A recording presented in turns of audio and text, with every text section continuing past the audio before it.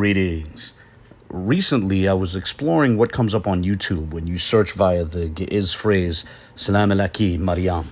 As it turns out, searching via that term brings back a number of, in my opinion, pretty hymns. So I'd like to share a couple of examples from two different videos. What follows here will run a little bit less than a minute and a half, maybe 80 seconds. And by the way, for anyone interested, I'll share the links to the sources of every clip I use in this video in the video description.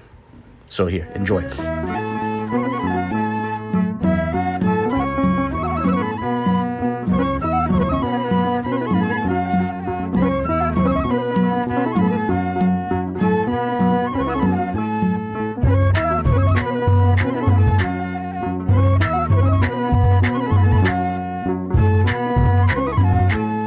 سلام لك تنسكن لك مريم بنا نستبك وهاكي سلام سلام لك مريم سلام لك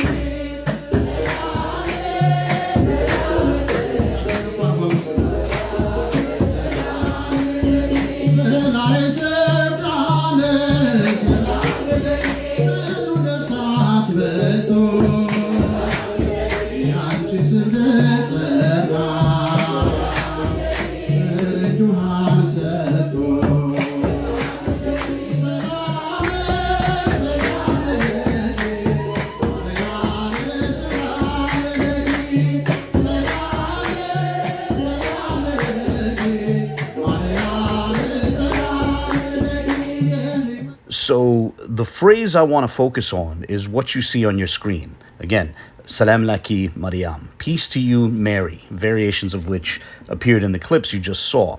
Now, in this video, I'm going to compare that Ge'ez phrase to its corresponding equivalent in Syrian Aramaic, shlom lekh, Maryam, or in Western Syriac, Western Syrian Aramaic, shlom lekh, Maryam, which also can be found being sung in a number of different videos on YouTube. So I'd like to take another minute and a half here to share three examples of the relevant Syrian Aramaic phrase being sung here. shlom lekh Maryam Maryam طيبوت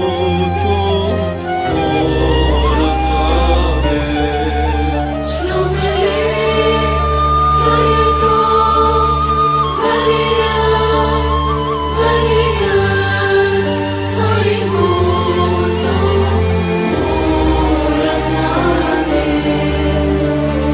shlom lekh Maryam shlom lekh Maryam shlom lekh Maryam Maryam طيبوت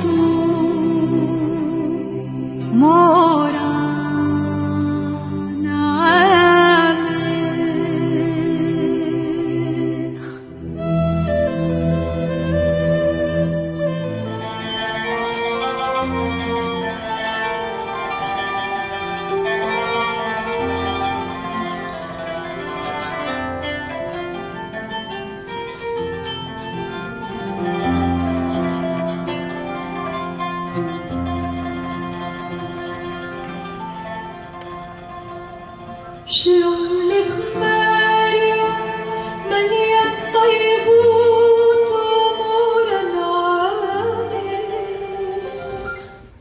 Okay, in some circles, the relevant phrase is referred to as the angelic salutation, as it's inspired by the statement the angel Gabriel greeted the Virgin Mary with in Luke 1:28.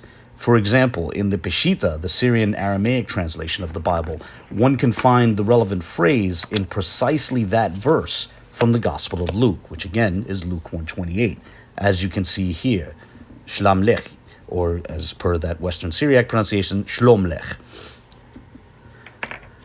Now, to show just how similar these two phrases are, I'm going to transcribe them into the characters of a common script, such as the standard Hebrew script, also known as the Ashuri script, or the Arabic script, or even the Latin script, so that they can be directly compared, so that you can see, so that you can get a visual comparison of their consonantal structures in these two phrases. However, before I do so, there is a preliminary question about the first character in the Ge'ez phrase, at least if we're going to try and transcribe it into the Hebrew script.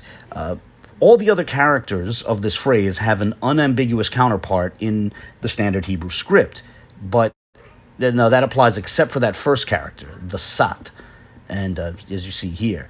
Now, that character, that Ge'ez character, sat, can be transcribed a couple of different ways in the Hebrew script. To understand the issue, first consider these two characters from the Ge'ez script.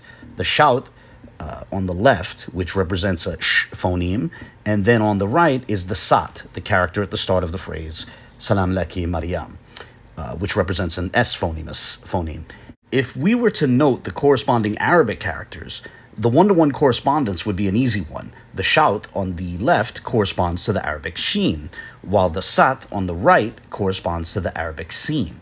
But things get a bit more complex when looking for the counterparts in the Hebrew script. The Ge'ez shout, again on the left, corresponds to the Hebrew shin. That's an easy one.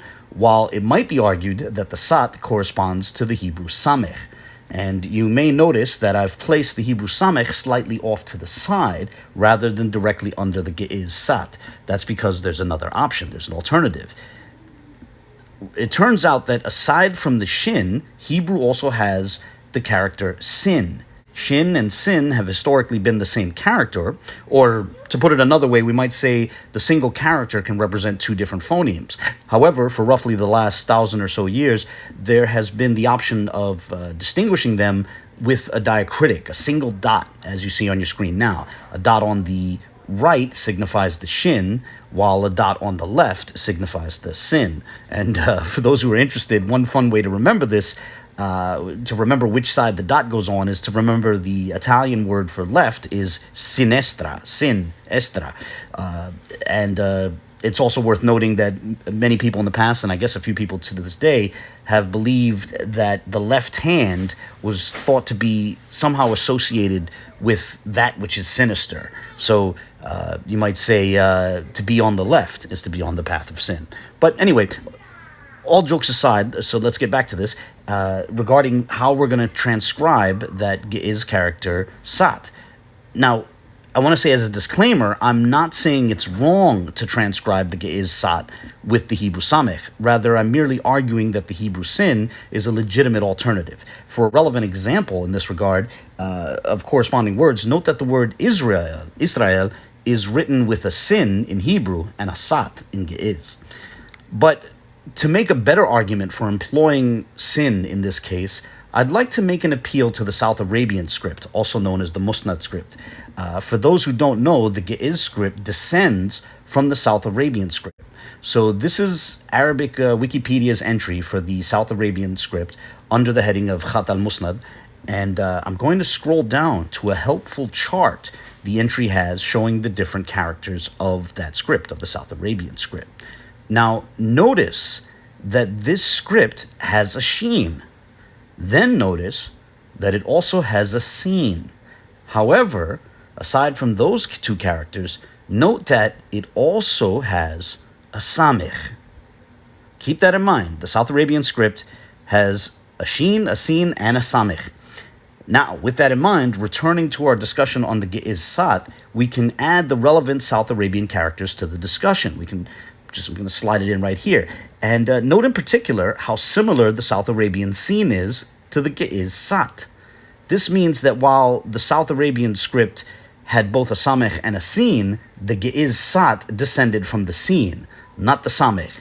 Therefore, I would submit to you that while it is possible to use a Hebrew samech to transcribe the Ge'ez sat, it is nonetheless the case that the Ge'ez sat is more literally a seen, which corresponds to the Hebrew sin. I would say that this provides justification for the transcription I'm going to put forth in this video.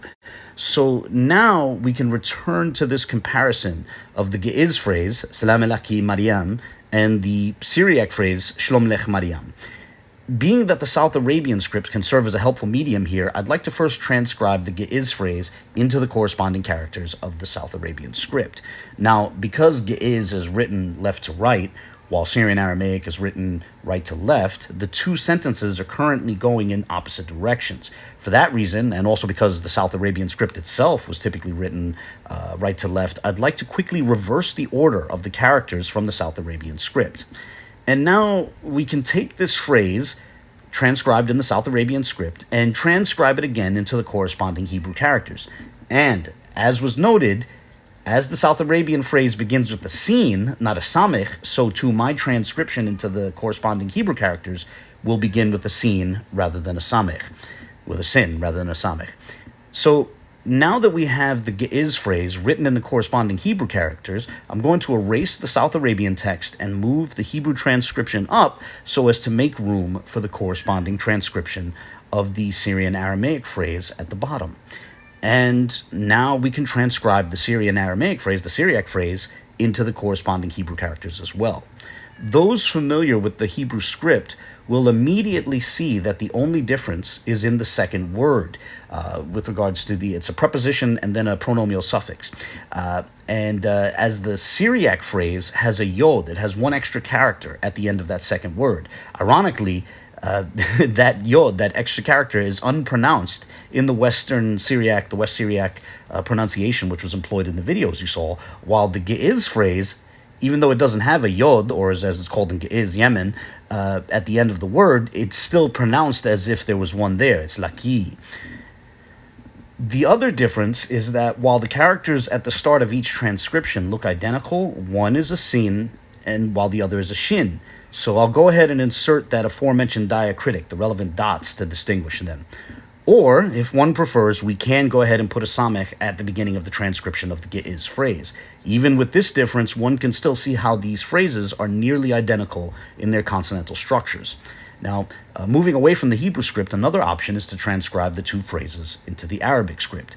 As the standard Arabic script has no samech, we once again wind up having a sin at the start of the transcription of the Ge'ez phrase. And in this script, sin and shin are distinguished by 3 dots over the latter. And moving away now from the Arabic, for those not familiar with either the Hebrew or the Arabic scripts, we can also transcribe the consonantal structures of these two phrases into the characters of the Latin script. Now, I placed a diacritic known as a caron or caron above the S at the start of the lower transcription of that second phrase, the Syriac phrase, as that diacritic above the S signifies that it's a sh phoneme. It's pronounced sh. Now, the point of this exercise of transcribing the two phrases into different scripts was to show that their consonantal structures are nearly identical.